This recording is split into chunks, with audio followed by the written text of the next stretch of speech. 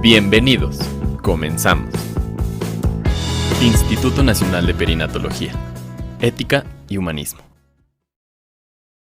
Hola, ¿cómo están? Muy buenas tardes. Soy la doctora Verónica Flores Rueda, jefa de programas académicos de educación continua del instituto, y en nombre del doctor Jorge Arturo Cardona Pérez, director general, y de la doctora Viridiana Gorbea Chávez, directora de Educación en Ciencias para la Salud, les doy la más cordial bienvenida a uno más de estos webinars IMPED. Nos da muchísimo gusto que ya nos estén acompañando, poco a poco se van uniendo a la plataforma. Bienvenidos. Este webinar es de lo más relevante para nosotros, de los eventos que más esperamos durante el año, porque se hace y se realiza en el marco del Día Mundial de la Lucha contra el Cáncer de Mama. Como siempre, desde ya algunos años, la doctora Ana Cristina Arteaga Gómez coordina estos webinars tan interesantes y tan importantes. Siempre nos trae un tema de mucha novedad, y esta con respecto al cáncer de mama, por supuesto, y esta vez no es la excepción. Y adelante, doctora Cristina, bienvenida y muchísimas gracias por su participación en este webinar. Muchas gracias, doctora Verónica Flores. En el marco del Día Mundial de la Lucha contra el Cáncer de Mama, el Instituto Nacional de Perinatología les da la más cordial bienvenida. Los avances en diagnóstico y tratamiento en los últimos años sobre el cáncer de mama han sido alentadores. Sin embargo, el cáncer de mama constituye la principal causa de muerte en la mujer en el mundo y en México. La Organización Mundial de la Salud reportó para el 2020 aproximadamente 2.3 millones de nuevos casos, con 685,000 defunciones. En Estados Unidos, aproximadamente 300,000 nuevos casos, con 43,000 defunciones. 1 de cada 6 mujeres diagnosticadas con cáncer de mama muere durante el primer año de haber realizado el diagnóstico. ¿Qué es lo que pasa en México? En México, para el 2020, Globocan reportó 30,000 nuevos casos por cáncer de mama y 8,000 muertes. Sin embargo, los tratamientos sobre el cáncer de mama son innovadores y exigen conocer mayor los conocimientos sobre la biología, la genética y los cambios bioquímicos del tumor para brindar mejores resultados terapéuticos a estas pacientes. La asesoría genética ayuda a evaluar poblaciones de alto riesgo, ofrecer una valoración genética pre- y postestudio, diseñar un manejo integral de acuerdo al resultado de la prueba y, desde luego, hoy por hoy, la medicina de precisión es dar el tratamiento correcto en el momento correcto, siempre a la persona correcta. ¿Y a quién debemos indicar una prueba genética? Desde luego, aquellas pacientes sin antecedentes familiares, con historia personal de cáncer de mama, que se presenten en mujeres jóvenes, menores de 50 años, que sean tumores agresivos, que tengan 2 tumores primarios, que se asocia a cáncer de ovario o que tengan alguna característica étnica. Pero también, no todas las pacientes que tienen antecedentes heredofamiliares con cáncer de mama son candidatas a una prueba genética. Pacientes con historia familiar de primero y segundo o tercer grado, que también sean jóvenes, menores de 50 años, que tengan 2 o más familiares con cáncer de mama asociada a un cáncer de ovario, 2 o más familiares con cáncer de próstata o de páncreas, y desde luego, con que se tenga un familiar varón con cáncer de mama, la paciente es candidata a hacerse una prueba genética. Sin embargo, las pruebas genéticas traen implicaciones éticas, legales y sociales.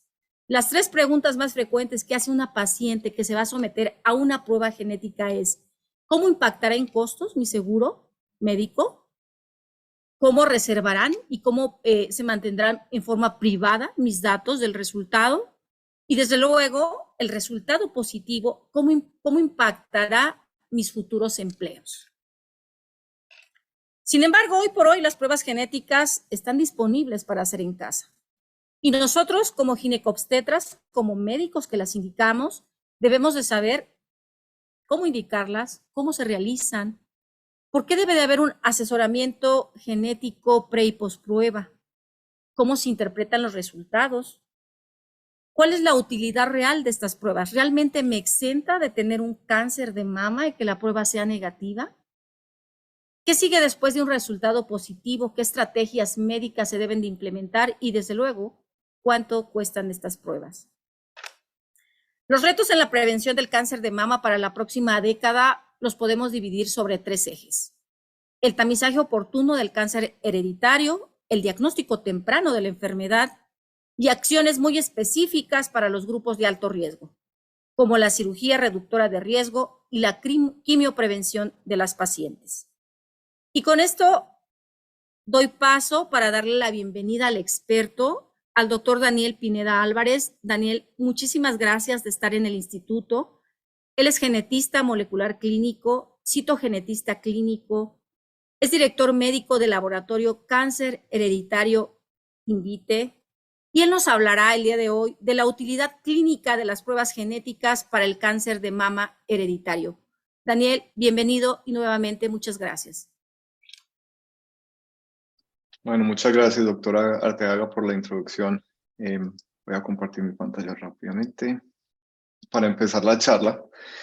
Y el día de hoy yo quería hablar precisamente sobre la utilidad clínica de las pruebas genéticas para el cáncer de mama. Como la doctora Arteaga había explicado ahorita, en el mundo se espera que se diagnostiquen más o menos 14 millones de cáncer y aproximadamente para el 2021 se espera que se diagnostiquen 2 millones de personas con cáncer. El cáncer es una enfermedad que es costosa, como ustedes saben, que en Estados Unidos cuesta más o menos 80.000 millones de dólares al año. Como ustedes saben, el cáncer es invariablemente fatal si no se trata.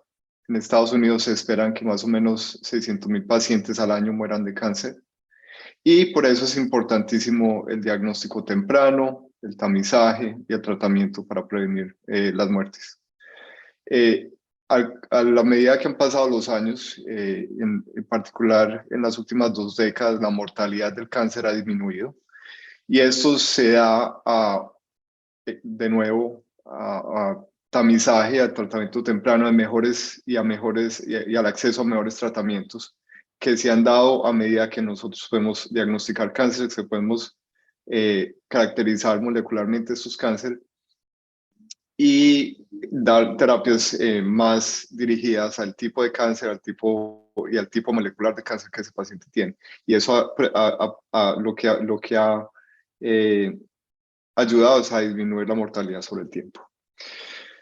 Bueno, entonces hablemos un poquito sobre cómo se hacen las pruebas genéticas y qué tipo de pruebas genéticas hay. Hay 2 tipos de pruebas genéticas para pacientes con cáncer y esas son las pruebas de la línea germinal y las pruebas somáticas. Cuando uno dice que va a hacer una prueba para la línea germinal, quiere decir que uno va a tratar de testear, ahorita les explico qué tipo de muestra, pero son para variantes que causan enfermedad que están en todas las células del cuerpo, ¿sí? Y estas variantes pueden pasar de generación en generación. Y trastornos conocidos de la línea germinal son el síndrome de Lynch, el síndrome de cáncer hereditario de mama y ovario y otros. También hay pruebas somáticas y estas pruebas somáticas son específicamente para el tumor, ¿sí? Aquí no se está haciendo una prueba para definir si el paciente tiene una variante patogénica que causa enfermedad y se la pasa a sus hijos y a sus hijas que viene de otras generaciones, sino que este es específicamente el tumor. Hay que recordar que la mayoría de los cánceres son esporádicos, ¿sí? pero al ser esporádicos es muy importante poder analizar molecularmente el tumor también. Entonces, estas alteraciones están en el tumor, no se van a pasar a las generaciones que siguen, y lo que se intenta es tratar de identificar mutaciones que son drivers, que son las que causan la tumorogénesis, perdón, y mutaciones pasajeras que simplemente ocurren por la replicación de ADN a medida que el tumor va creciendo. Y importantemente mirar si algunas de estas mutaciones que están en genes que son drivers causan resistencia a quimioterapias y a otros tratamientos. Entonces, cuando se trata de hacer una prueba germinal o de cáncer hereditario, ¿qué se trata de hacer? Se trata de mirar, y eso lo voy a explicar más tarde, si el paciente tiene un trastorno de cáncer hereditario y ese correlaciona con el cáncer que el paciente tiene en el momento, informar si tiene riesgo para otros tipos de cáncer asociados con ese trastorno, y mirar si el paciente tiene riesgo o hay familiares del paciente que están en riesgo de tener cáncer también, y definir algunas opciones de tratamiento. ¿Qué tipo de muestras se utiliza? Usualmente sangre, saliva, raspado bucal, fibroblastos en algunos pacientes, especialmente para aquellos que tienen historia de neoplasias hematológicas o han tenido trasplante de médula ósea, especialmente los de trasplante de médula ósea, porque si se toma una muestra de sangre en los pacientes estaría haciéndole la prueba esencialmente al donante y no al paciente. Y el tipo de tecnologías que se usan hoy en día casi universalmente es la secuenciación de nueva generación, que puede hacer análisis de secuenciación y al mismo tiempo hacer análisis de rearreglos y de número de copias. En la parte somática lo que se trata de hacer es mirar, el paciente ya tiene cáncer, se analiza el tumor, mirar si se puede hacer el pronóstico, se puede estratificar el riesgo de recurrencia, se puede hacer monitoreo de enfermedad residual mínima, y se puede hacer por inmunohistoquímica, PCR, y ahora lentamente todo ha ido migrando hacia secuenciación de nueva generación y citogenética, sobre todo en las leucemias. La citogenética es sumamente importante.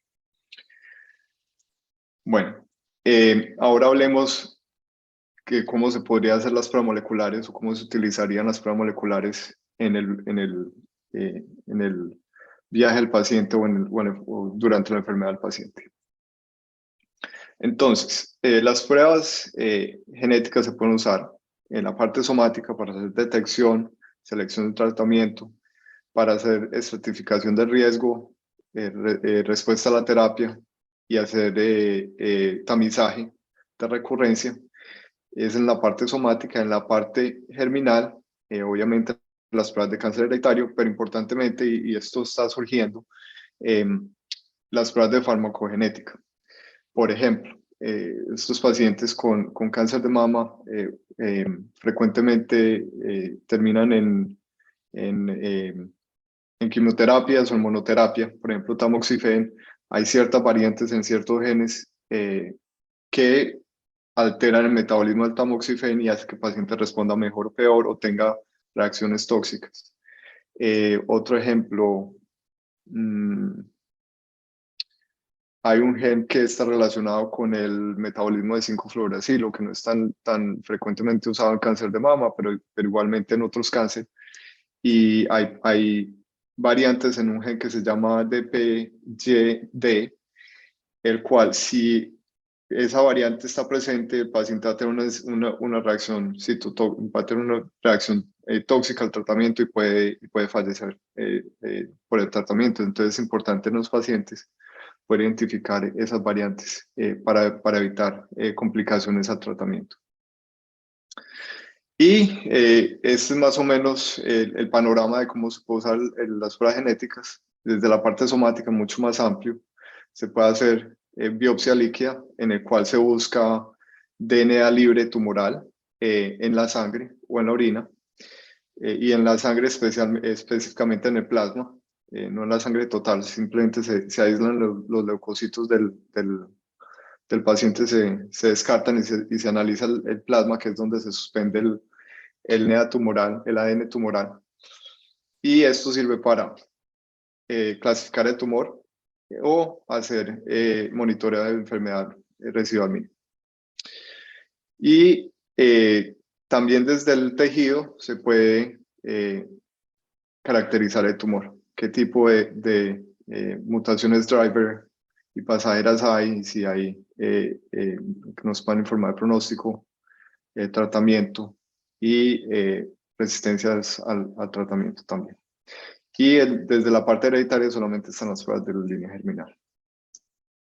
Ahora hablemos de las pruebas de cáncer hereditario. Entonces, como habíamos hablado, la utilidad de las pruebas de cáncer hereditario en grandes rasgos son tres. Primero, establecer el diagnóstico. Obviamente el paciente viene con un diagnóstico clínico y patológico, pero entonces establecer que el paciente de hecho tiene un trastorno de cáncer hereditario.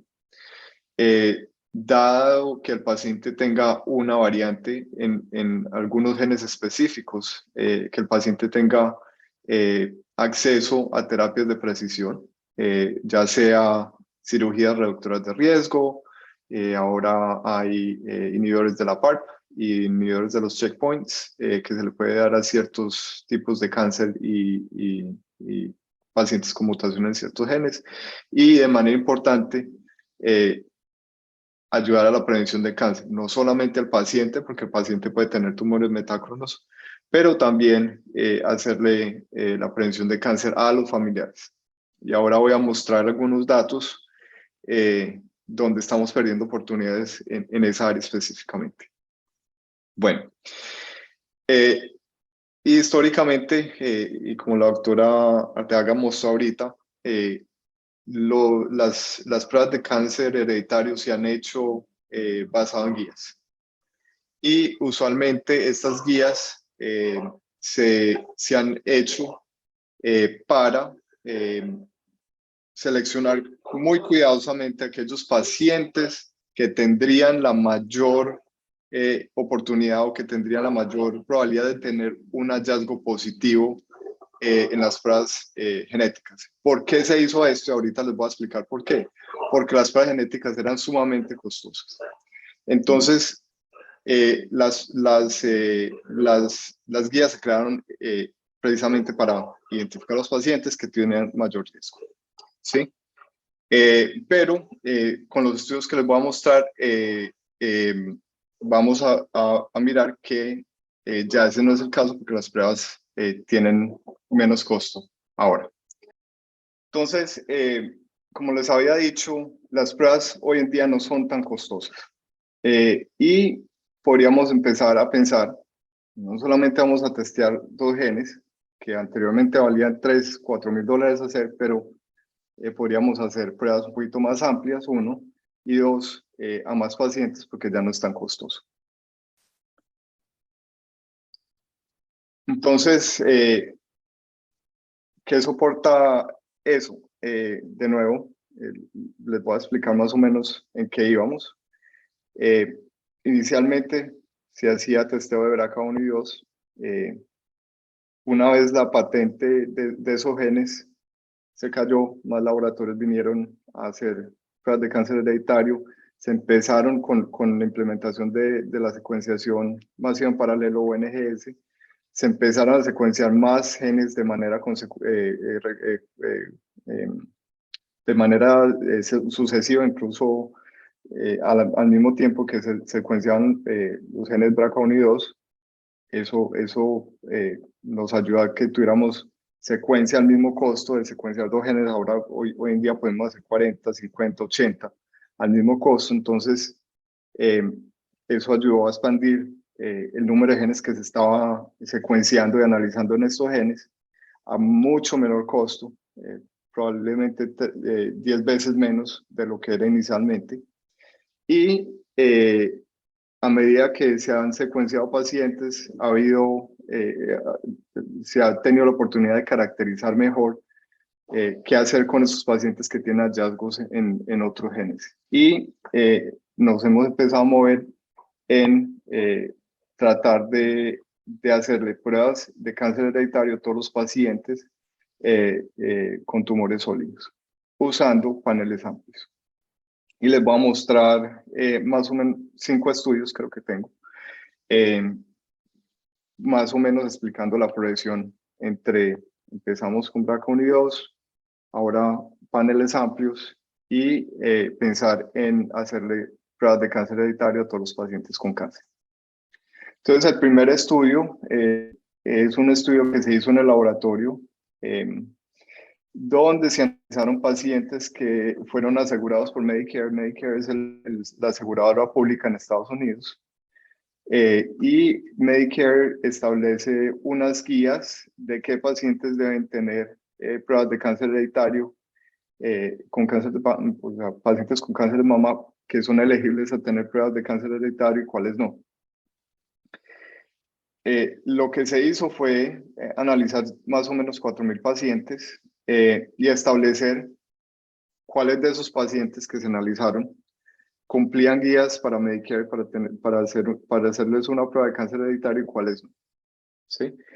Y se encontró que más o menos la tasa de hallazgos positivos entre los pacientes que cumplían criterios y los pacientes que no cumplían criterio era casi idéntica. Sin embargo, si se analizaban solamente los genes BRCA1 y 2, ¿sí?, había diferencias entre los pacientes que cumplían criterios versus los que no cumplían, con los pacientes que cumplían criterios con una tasa de variantes patogénicas más alta. Y esto era esperable porque las guías fueron diseñadas de tal manera que seleccionaran los pacientes que mayor probabilidad tuvieran de tener mutaciones en esos 2 genes, ¿sí? Pero no toma en cuenta la penetrancia y la presentación de pacientes con mutaciones en otros genes. Pero cuando se hacía en un panel amplio de 80 genes, esa diferencia entre los pacientes que cumplían criterios de las guías de Medicare versus los pacientes que no cumplían las guías, la tasa de hallazgos positivos era similar. En un segundo estudio de 1.000 pacientes, los pacientes se reclutaron específicamente para cumplir las guías del NCCN del año 2017 versus los pacientes que no cumplían las guías, y a todos se les ofreció el mismo panel, panel multigénico de cáncer hereditario de 84 genes más o menos. Y se encontró que en promedio 8.6% de los pacientes recibieron un resultado positivo, dado que el paciente se haya hecho la prueba con el panel multigénico amplio. La tasa de hallazgos positivos de los pacientes que estaban dentro de las guías fue más o menos del 9% versus 7% en los pacientes que estaban por fuera de las guías. Y esa diferencia no fue clínicamente significativa. De nuevo fuimos a mirar si se hacía pruebas solamente para BRCA1, la diferencia entre los pacientes que estaban dentro de las guías y por fuera de las guías era significativa. Pero a medida que los paneles se van ampliando, la diferencia se va acercando. Y este es más o menos el panorama de los genes que se encuentran hallazgos positivos en los pacientes que cumplen o no cumplen criterios de las guías. Y como ustedes pueden ver, son los genes de riesgo moderado, los que están frecuentemente o que tienen hallazgos positivos, le hacen diagnóstico al paciente.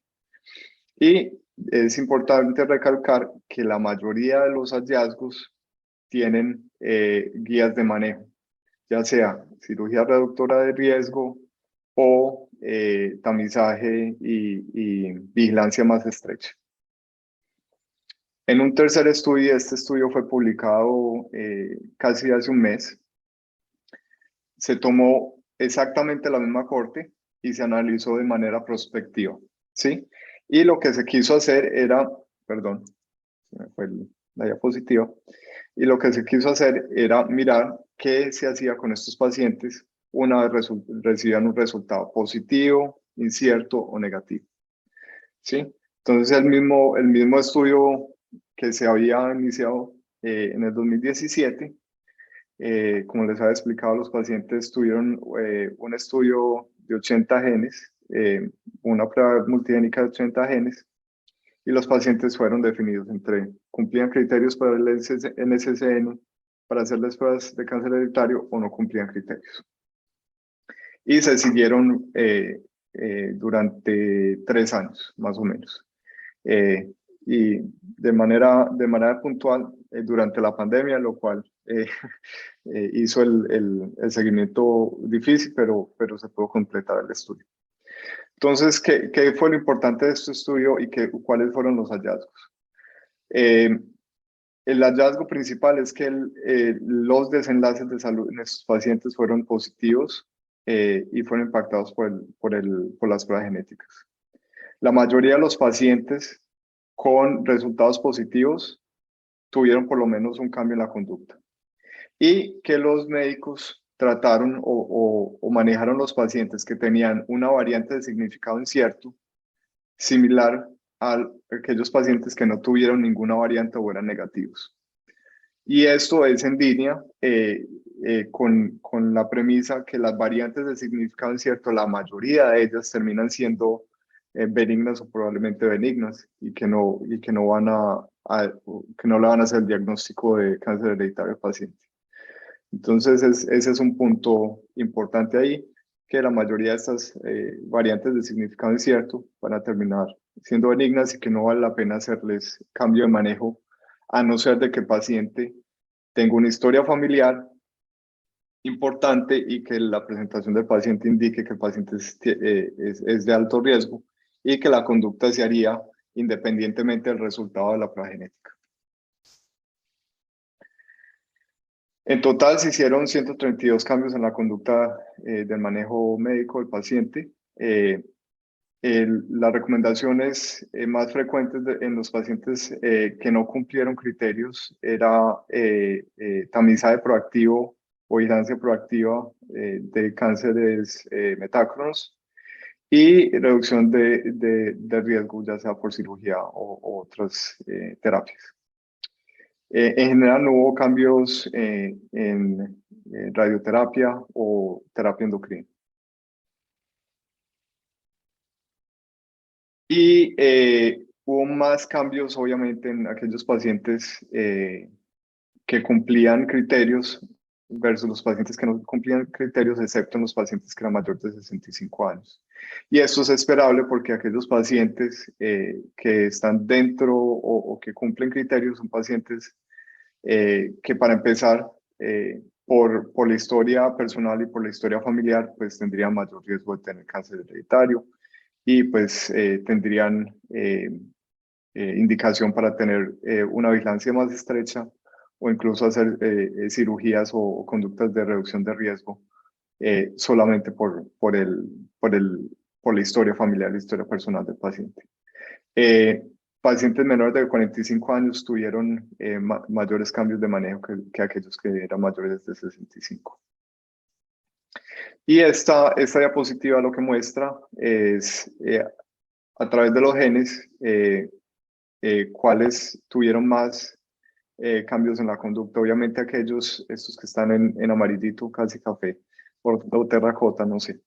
No son muy buenos los colores. Fueron los que más tuvieron cambios de manejo, incluso aquellos que estaban por fuera de criterio. Estos son los de moderada y esos pacientes usualmente tienen cambio de conducta en relación a tener una vigilancia más estrecha.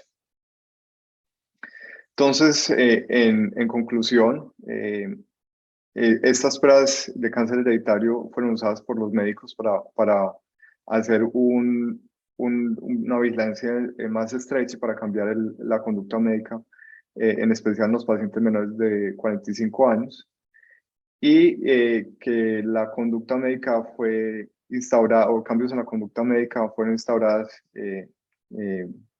sin importar si el paciente cumplía o no cumplía criterios. y de manera importante que aquellos pacientes que tenían una variante de significado incierto en ausencia de un hallazgo positivo eran manejados similares a los pacientes que tenían una prueba negativa. Bueno, en el cuarto estudio, les quería presentar un estudio que se publicó en julio desde INVITE en colaboración con médicos de toda Latinoamérica sobre nuestra experiencia en las pruebas genéticas en la población hispana. En el estudio se analizaron pacientes con historia personal de cáncer de mama y ovario, a los cuales se les hizo una prueba de cáncer hereditario multigénica, y la corte se dividió en 3 grupos. El grupo A, que reunía México, Centroamérica y el Caribe. El grupo B, que reunió los países de Sudamérica. Y el grupo C, que son hispanos, o que son reportados como hispanos que viven en Estados Unidos. Y se midió la prevalencia de variantes patogénicas o variantes que causan enfermedad, las variantes del significado incierto y otras preguntas relacionadas. Obviamente, la mayoría de estos pacientes eran mujeres con historia sugestiva de cáncer hereditario de mama y ovario. Tuvimos 25,000 pacientes analizados. Creo que a la fecha es la corte más grande que se ha publicado en Latinoamérica. La edad promedio al momento de hacer la prueba diagnóstica fue 49 años, más o menos 13 años. Y la rata de pruebas positivas en estos pacientes en los grupos fue la siguiente. El rendimiento diagnóstico más o menos estuvo entre el 11% en el grupo de hispanos en Estados Unidos, al 20% en el grupo A, que reúne México, Centroamérica y el Caribe. Es más o menos en la mitad, más o menos 18%. ¿Sí? Si se miran los genes que causan, o que son genes que causan cáncer de mama y ovario, solamente los resultados positivos estuvieron alrededor de 9% en el grupo C, al 18% en el grupo A. Y luego se analizó si habían diferencias entre los grupos, y se encontró que entre los grupos B no hubo diferencias si el paciente tenía historia personal o no de cáncer de mama. Sin embargo, en el grupo A, si el paciente tenía o no tenía la historia personal de cáncer, estaba mucho más enriquecida, tenía más pruebas positivas que aquellos pacientes que no tenían pruebas, o que no tenían historia de cáncer, perdón. Y eso nos indica una cosa, que obviamente la tasa positiva es mayor porque los pacientes están seleccionando de manera cuidadosa, de tal manera que solamente se mandan pacientes a las pruebas genéticas de aquellos pacientes que tienen historia de cáncer y no los que no. ¿Qué pasa con eso? Que nos estamos perdiendo pacientes que puede que no tengan historia de cáncer en el momento, que tienen una historia familiar que es importante y que se están perdiendo en el diagnóstico. También se pueden perder pacientes, y ahora les muestro otro estudio, que puede que no tengan historia de cáncer de mama o tienen cáncer de mama en el momento. La historia familiar no es muy llamativa, pero hay que recordar que los pacientes, la historia familiar depende de lo que el paciente nos puede contar. Y muchas veces los pacientes no saben muy bien la historia familiar. Entonces, se perdería la oportunidad de diagnosticar pacientes si somos muy restrictivos en qué pacientes les vamos a hacer la prueba genética. De manera importante también es bueno resaltar que si se evalúan los genes que no están asociados con cáncer hereditario de mama, pero están asociados con otros cánceres, se encontraron entre 3 y el 6% de positividad.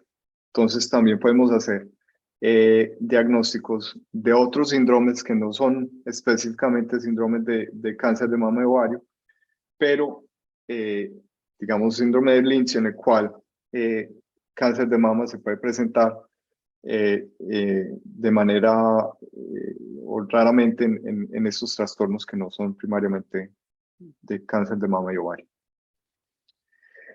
Cuando se miran los genes que fueron positivos con mayor frecuencia, se mira que BRCA1 y 2 fueron más frecuentemente mutados o tuvieron esos positivos de igual manera en los tres grupos, y ya genes en la cola cambian un poquito, pero de manera importante PALB2, ATM, CHEK2 son los más frecuentes en el grupo de Sudamérica, TP53, porque en Brasil hay una variante patogénica que es fundadora, que es de alta frecuencia, que causa el síndrome de Li-Fraumeni, del cual cáncer de mama es una manifestación bastante frecuente.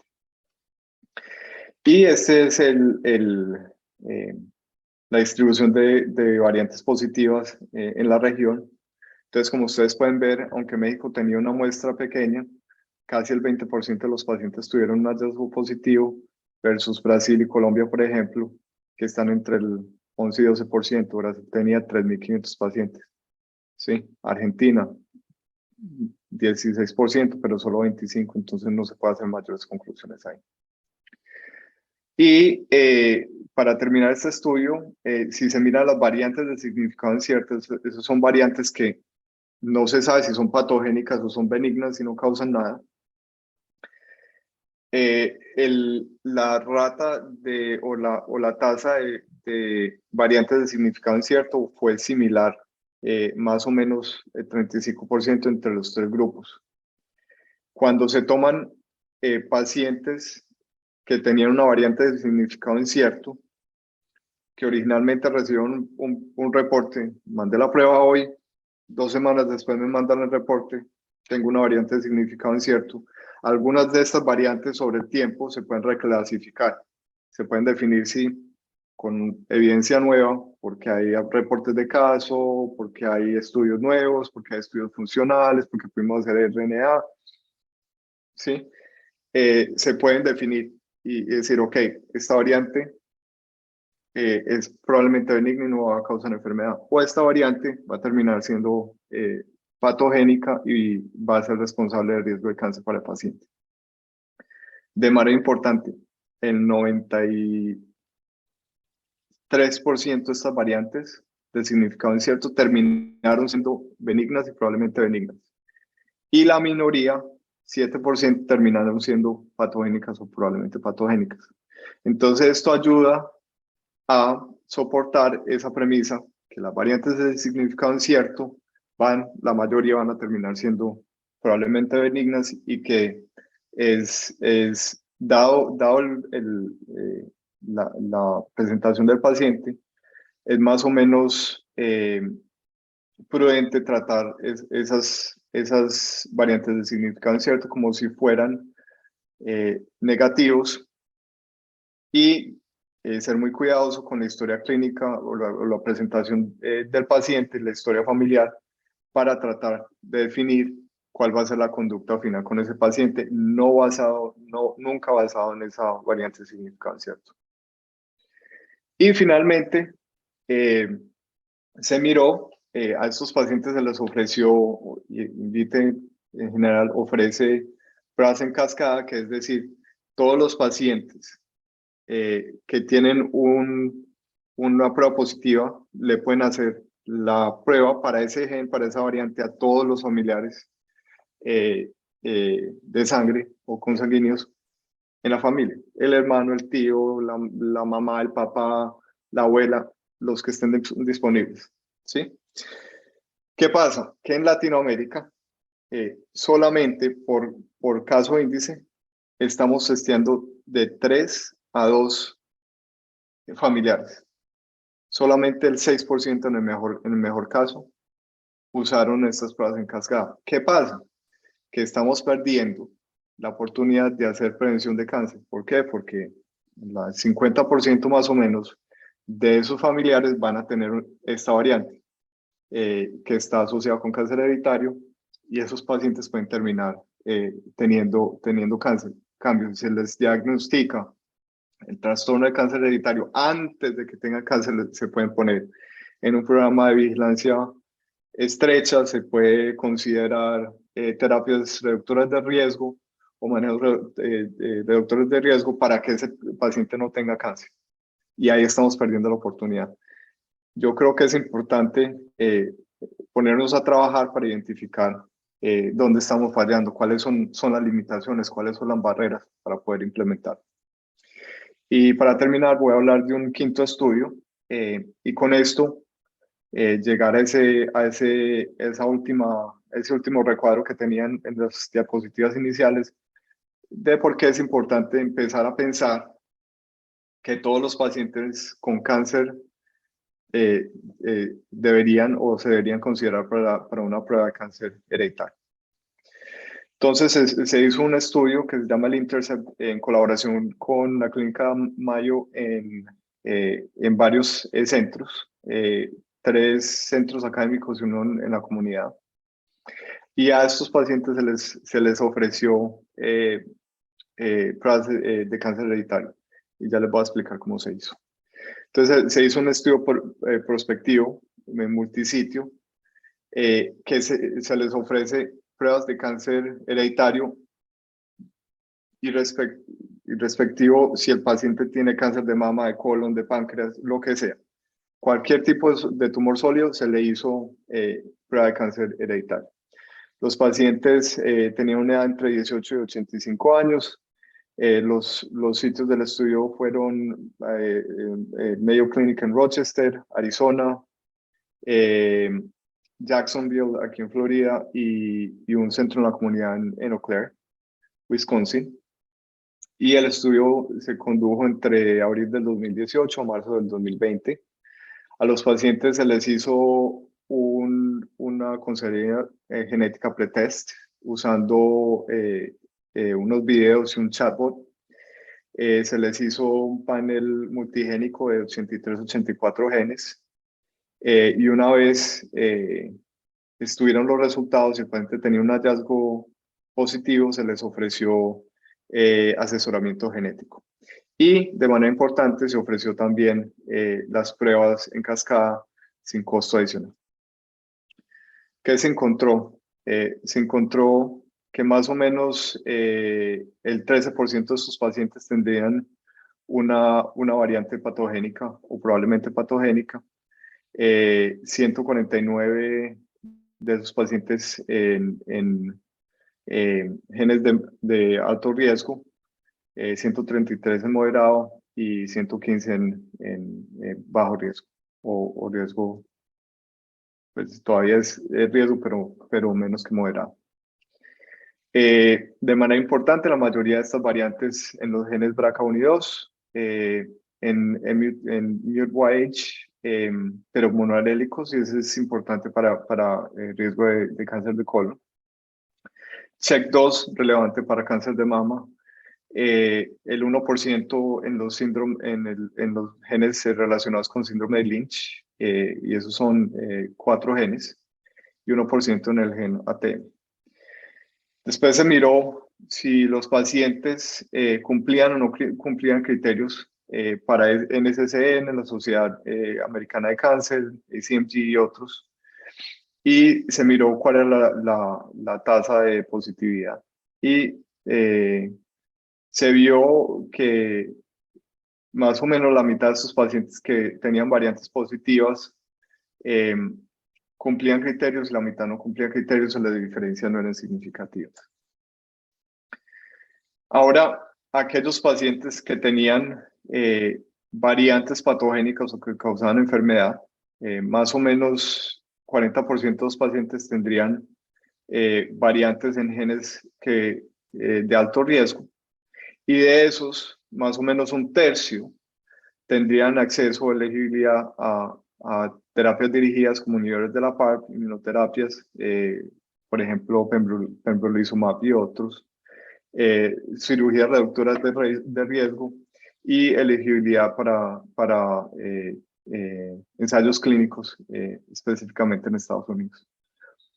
Entonces es importante, y es importante anotar que incluso para aquellos pacientes que tenían riesgo moderado o de bajo riesgo, todavía hay, eh, hay ensayos clínicos, pero no se les hizo el cambio. Solamente a estos pacientes se les hizo el cambio. Pero es importante recalcar, sí, a estos pacientes también se les puede hacer vigilancia, también son elegibles a ciertos ensayos clínicos. La NCCN, de hecho, dice el mejor manejo para un paciente es estar en un ensayo clínico, ¿sí? Porque se le puede tratar de manera distinta y se les puede influenciar su desenlace en salud. ¿Qué se asoció con variantes patogénicas o variantes que causan enfermedad? Pacientes con edad menor de 50 años, pacientes más jóvenes, pacientes con cáncer de mama, colorectal, pancreático, próstata, porque esos son los cánceres y los genes que están dentro del panel, francamente, están asociados primariamente con esos tipos de cáncer. Entonces esperaba que obviamente esos pacientes con esos cánceres pues tuvieran mayor tasa de diagnóstico y que no se asoció con la aparición de variantes positivas del sexo, el estadio del cáncer y la historia familiar de cáncer. El estadio de cáncer, muchas veces, sobre todo para el cáncer de próstata, pensamos, tiene que ser cáncer de próstata de alto riesgo, Gleason 7, por ejemplo, para que sea hereditario, ¿no? Filas, cuidado, porque también pacientes que están en bajo riesgo, que no están con ese Gleason tan alto, pueden tener cáncer de próstata, que es hereditario. Y a esos pacientes ahora se les puede hacer terapia dirigida, en ciertos casos. Esta es la tasa de variantes positivas por tipo de cáncer.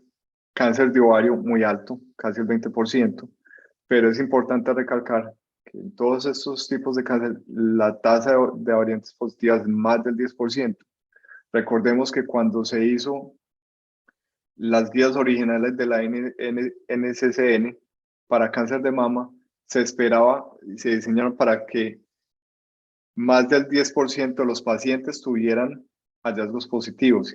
¿Y qué estamos viendo? Que si no se seleccionan los pacientes y se testean con un panel amplio, más del 10% de los pacientes van a tener un hallazgo positivo.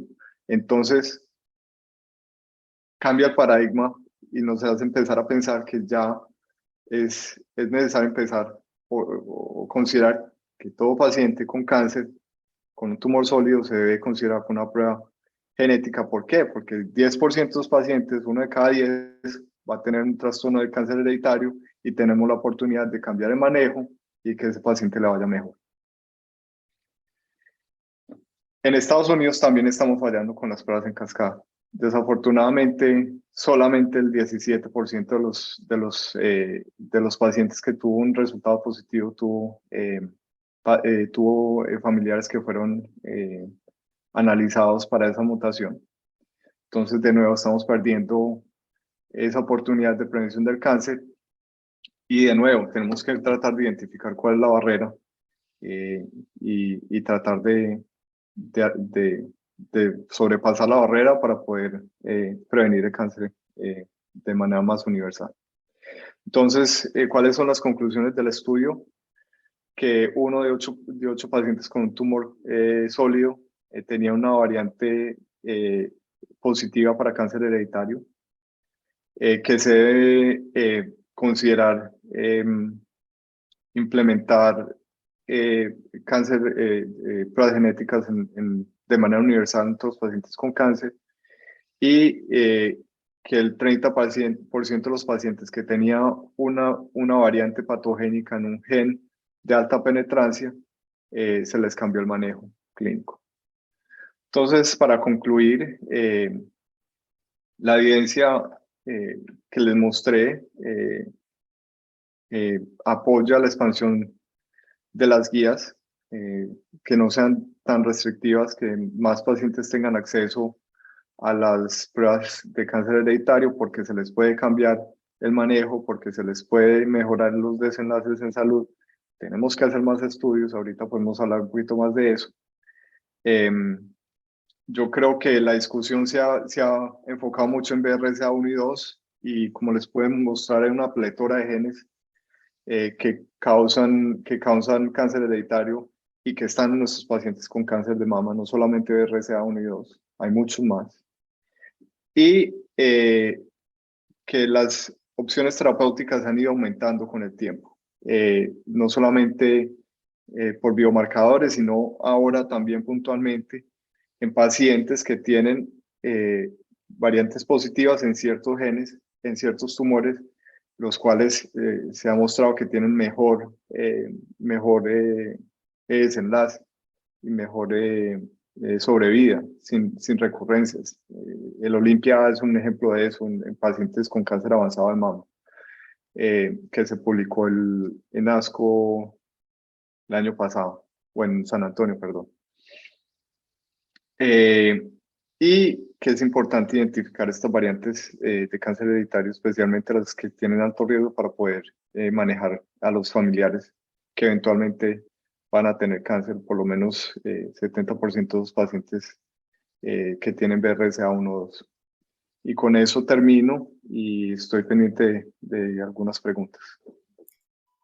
Muchas gracias, Daniel, por tu excelente ponencia y datos tan interesantes que nos aportas. Nos pregunta la audiencia que si las pruebas genéticas cambiarían al tamizaje, si cambiaríamos la mastografía y el ultrasonido por una prueba genética. No. O sea, el paciente, puntualmente, si un paciente es negativo, digamos, paciente sin cáncer de mama, vino a hacerse tamizaje, y hoy existen pruebas proactivas que incluyen esos genes de cáncer hereditario. Se les hace la prueba de cáncer hereditario, viene negativa, a ese paciente hay que seguirle haciendo tamizaje normal de la población general. Ahora, si el paciente tiene un hallazgo positivo, eso cambia la conducta.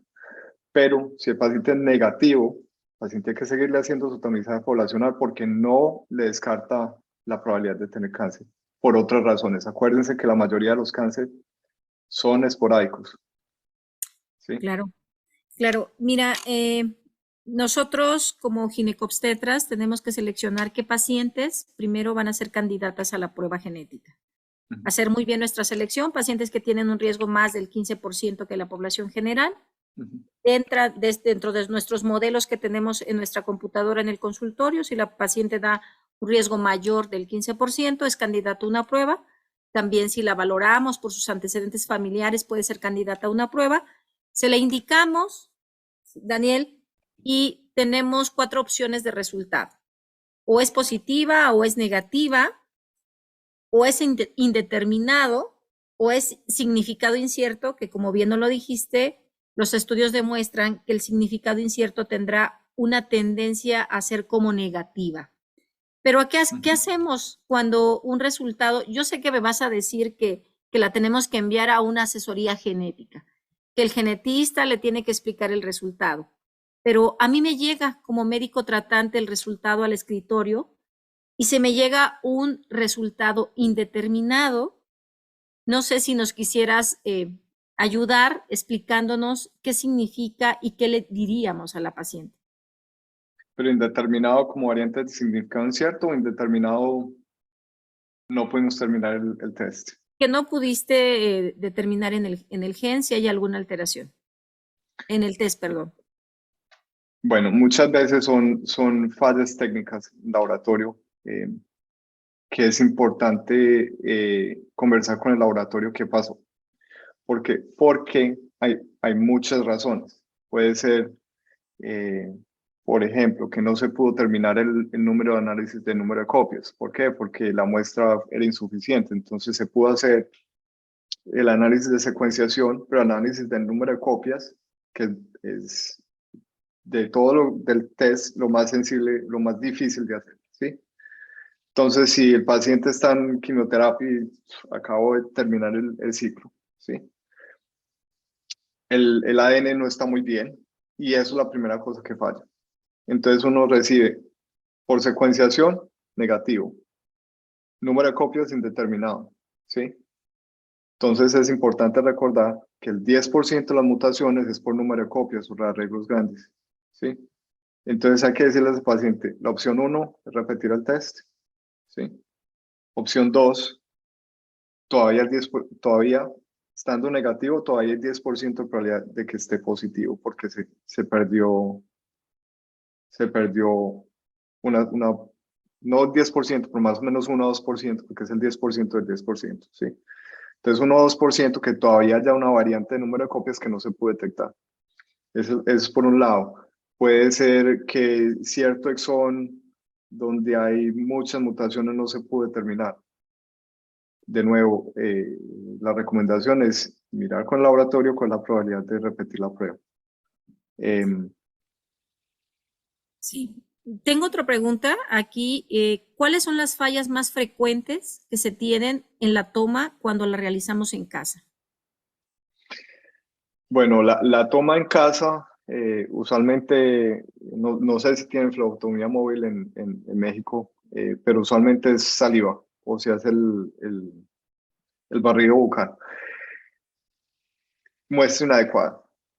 La más frecuente es el paciente come antes de tomarse la prueba. El paciente va y se come, no sé, se come un emparedado de carnitas y a los 5 minutos toma la muestra, pues imagínate, sale contaminado, ¿sí? Y interviene con la habilidad de hacer la prueba. Esa es una. Otra, se lavan los dientes justo antes de tomar la muestra, entonces eso barre con todo el exudado, ¿sí? Tercera, el tubo tiene una línea de volumen hasta donde debe llegar. El paciente dice, no, pero es que aquí hay burbujitas y las burbujitas llegan hasta la línea.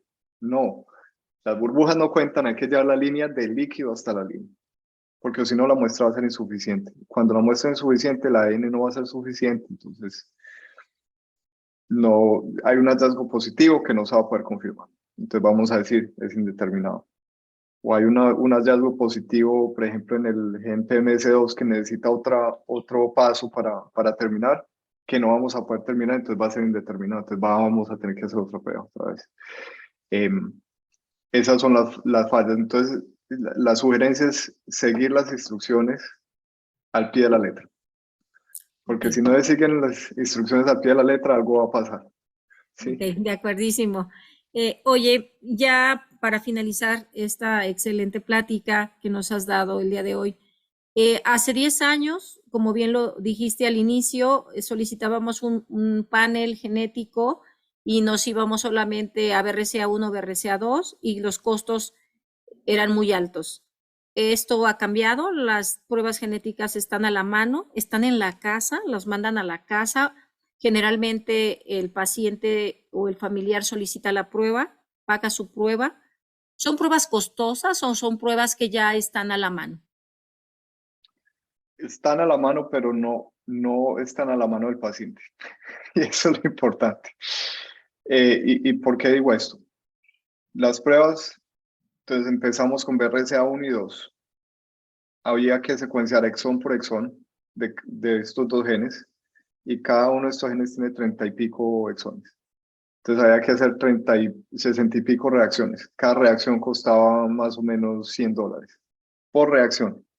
Entonces te imaginas el costo, ¿sí? Y el análisis tedioso que es ir exón por exón y tratar de analizar uno por uno. Con la implementación del NGS, que es la secuenciación masiva en paralelo, ¿qué se puede hacer? Secuenciar BRCA1, BRCA2, 100 genes más. Por el mismo costo, porque no hay que hacer uno por uno, porque esto lo puede hacer de un solo paso. Y no solamente eso, sino que antes hacíamos el MLPA para definir los grandes rearreglos. La NGS puede hacer eso también, de una sola vez. Entonces se hace la secuenciación, más el análisis de grandes rearreglos, no para 2 genes, sino para cientos, a la misma vez. ¿Sí? Y no solamente eso, sino que a medida que se hacen más pacientes, de la manera que los laboratorios están configurados y la automatización, entre más pacientes se haga, más barato es, ¿sí? Entonces eso hace que el costo de las pruebas haya pasado de ser $3.500, $4.000 hace 10 años, ahora que una prueba cuesta en promedio entre $250 y $500. Eso es mucho menos de lo que era antes, pero para la población latinoamericana todavía sigue siendo bastante dinero. Sí, sí, sí, pero es una prueba que ha modificado en costos. Hace 10 años costaba 65,000, 70,000 pesos en México y hoy estamos en un costo aproximado de 5,000, 7,000 pesos, que cuando la prueba está bien indicada y realmente la paciente se va a beneficiar, se va a hacer un diagnóstico preciso, exacto, y donde se van a emplear estrategias de prevención muy concretas que van a prevenir el cáncer de mama. Está más que válido saber la utilidad real de estas pruebas y cómo indicarlos. Me queda más que agradecerte, Daniel, este día, tu presencia, tu conocimiento, tu expertise, y a todos agradecerles haber participado con nosotros y que, bueno, el cáncer de mama es prevenible, el cáncer de mama es un problema de salud mundial y nacional y que debemos de trabajar todos los días, todos los médicos, todas las pacientes, todas las instituciones, porque en realidad lo que buscamos es que la mortalidad disminuya cada día. Muchísimas gracias. Un abrazo. Muchísimas gracias. Muchísimas gracias a nuestro ponente del día de hoy por darnos este tema de gran actualidad y además cada vez que se abre una brecha hacia el mejor al tratamiento oportuno del cáncer de mama es una esperanza para otra mujer y la verdad es que todos debemos de estar súper informados, todo el personal de salud debemos de estar súper informados en cada recurso que exista ahorita para el cáncer de mama, lineamientos, etcétera, es de lo más importante, no nada más los ginecólogos, no nada más aquellos expertos en mama, sino todo el personal de salud para una atención más eficaz, más eficiente y más oportuna. Muchísimas gracias, doctor Pineda. Doctora Arteaga, como siempre, muchísimas gracias por estos temas que nos trae. Les damos las gracias al auditorio que estuvo con nosotros y nos acompañaron desde Paraguay, muchas gracias. Hospital Materno Infantil de los Reyes La Paz, de la Alcaldía Miguel Hidalgo, que siempre nos acompañan, gracias por el interés en nuestros eventos. Puebla, Chilpancingo, Guadalajara, Acapulco y de Guerrero, de muchísimas partes de Ciudad de México. Y por favor, síganos en nuestras redes para más eventos. Todavía no acaba el año, quedan muchísimos eventos en noviembre y en diciembre, así que por favor, no nos dejen de seguir en nuestras redes y buenas tardes. Muchas gracias, hasta luego. Buenas tardes. Hasta luego.